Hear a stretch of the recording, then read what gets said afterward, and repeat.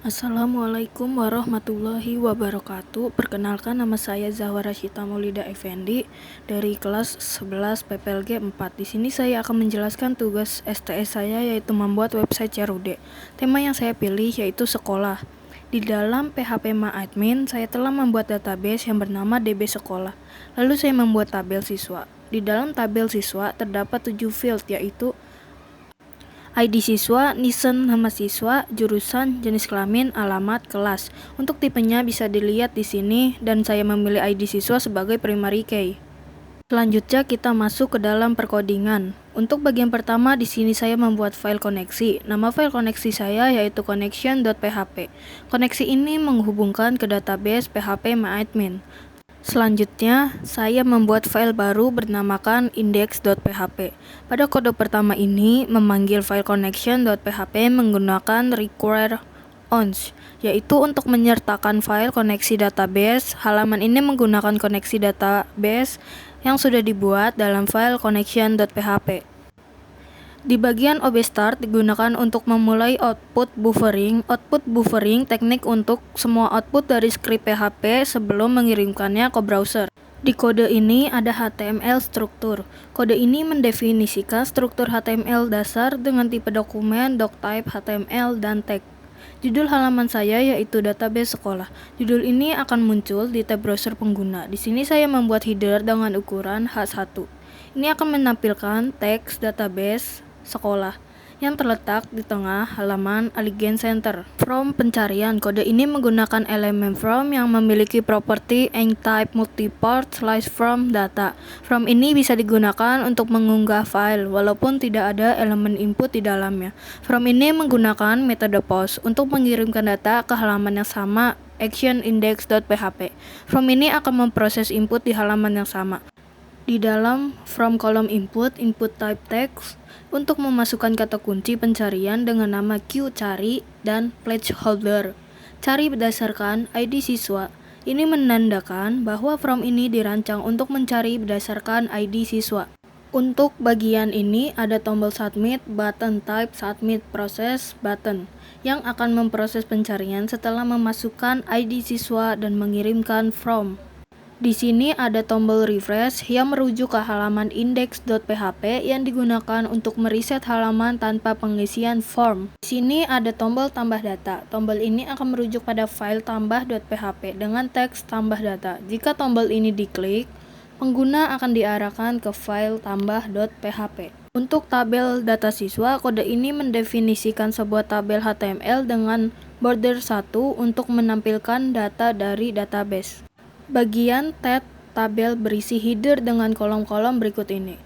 Ada no, ID siswa, NISN nama siswa, jurusan, jenis kelamin, alamat, dan kelas. Ini menunjukkan bahwa data siswa yang akan diambil dari database akan ditampilkan dengan kolom-kolom tersebut di bagian bawah header. Query pengambilan data. Baris PHP dimulai dari query sama dengan select from TB siswa, order by, ID siswa, ASC atau ascending. Digunakan untuk mengambil semua data dari tabel siswa dan mengurutkannya berdasarkan ID siswa secara ascending atau ASC.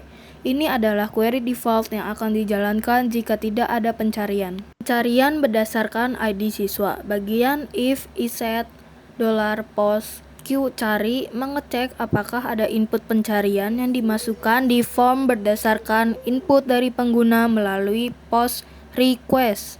Kode ini dijalankan untuk memasukkan data pencarian menggunakan select from, TB siswa, where, ID siswa, like, qcari, order by, NISN, ASC atau ascending. Nilai dari input qcari, data pencarian dari from diambil dan digunakan dalam query SQL untuk mencari ID siswa yang mirip dengan data yang dimasukkan oleh pengguna. Like $qcari berarti query ini akan mencari semua siswa yang memiliki ID yang mengandung nilai dari input qcari. Kode ini menjalankan query SQL dan jika terjadi kesalahan, pesan error akan ditampilkan dan menghentikan eksekusi script. Untuk kode $n sama dengan 1, baris ini menginisialisasi variabel $n dengan nilai 1. Variabel ini berfungsi sebagai nomor urut pada tabel. Untuk kode ini, loop ini digunakan untuk mengambil data dari hasil query yang tersimpan dalam variabel $tampil.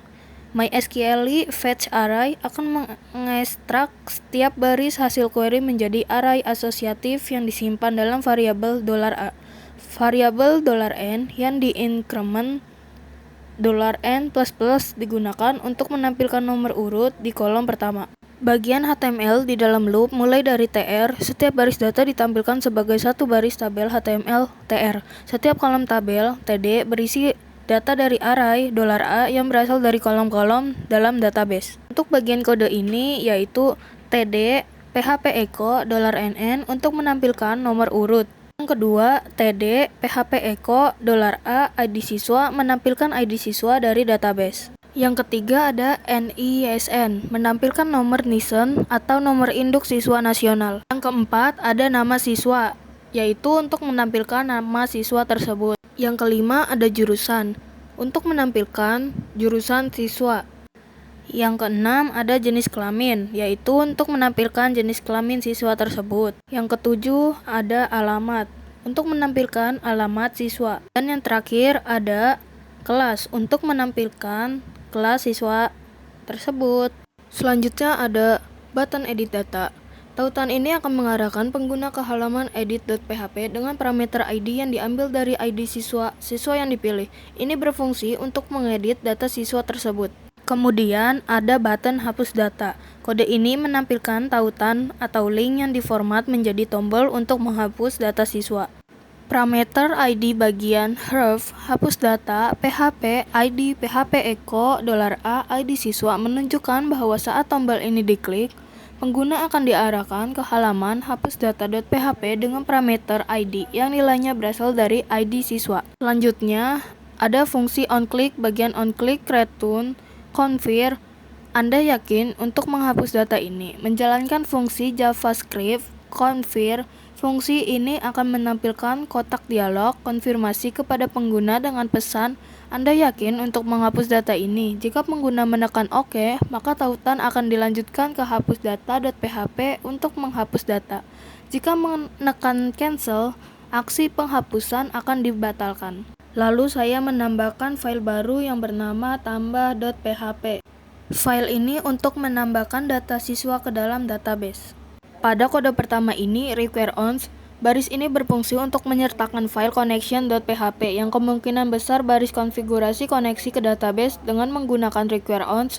File tersebut hanya akan disertakan satu kali dan jika file tidak ditemukan, program akan menghasilkan error dan berhenti. Pada bagian overstat, fungsi ini digunakan untuk memulai output buffering. Ini berarti bahwa output ini tidak akan langsung ditampilkan kepada pengguna, melainkan akan disimpan dalam buffer terlebih dahulu. Output ini sering digunakan untuk pengelolaan header HTTP. Bagian ini mendefinisikan struktur HTML dari halaman yang menampilkan from untuk menambahkan data siswa. Untuk header 1, Allegiant Center From Tambah Data, ini menampilkan judul From Tambah Data di tengah halaman. Pada bagian kode action, proses tambah.php menentukan bahwa data dari from ini akan dikirim ke file proses tambah.php untuk diproses ketika from disubmit. Pada bagian metode ini menggunakan metode post, digunakan untuk mengirimkan data. Pada kode enctype, multipart slice from data digunakan ketika form dapat mengunggah file. Pada fields, input data siswa, setiap baris tr dalam tabel ini berisi label untuk data siswa dan input teks untuk pengguna mengisi informasi. Ada input ID type siswa. Input ini digunakan untuk mengisi ID siswa. Data ini akan dikirimkan dengan nama ID siswa. Yang kedua ada input type NISN. Input ini digunakan untuk mengisi NISN. Yang ketiga ada input type nama siswa. Input ini untuk mengisi nama siswa dengan nama siswa. Yang keempat ada input jurusan. Pada bagian ini saya memilih memakai option untuk memilih jurusan siswa. Yang kelima ada input jenis kelamin. Pada bagian ini juga saya memilih memakai option untuk memilih jenis kelamin siswa tersebut. Button submit ini saat pengguna mengisi form ini akan menekan tombol submit dan mengirimkan data ke database. Data akan dikirim ke proses tambah.php melalui metode post untuk diproses lebih lanjut. Lalu kode terakhir ini ada button kembali. Button kembali ini akan mengarahkan ke file index.php. Berikutnya saya menambahkan file proses tambah.php. Baris ini mengimpor file connection.php yang kemungkinan besar berisi kode untuk menghubungkan aplikasi PHP ke basis data menggunakan MySQL. Menerima data dari from $post. Setiap variabel seperti $id siswa, nisen, nama siswa, dan lain-lain diambil dari data yang dikirim melalui metode post dari from HTML. Form tersebut mengirimkan data siswa seperti ID, nisen, nama jurusan, jenis kelamin, alamat, dan kelas. Kode ini menyimpan data ke basis data $simpan menggunakan fungsi MySQL query. Query SQL dijalankan untuk menyimpan data ke dalam tabel TB siswa. Untuk query insert into TB siswa, ID siswa, nisen, nama siswa, jurusan, jenis kelamin, alamat, dan kelas menunjukkan bahwa data akan dimasukkan ke kolom ID siswa, nisen, nama siswa, dan lain-lain. Nilai values yang akan disimpan berasal dari variabel yang diisi dari from, misalnya $id siswa, $nisen, dan lain-lain.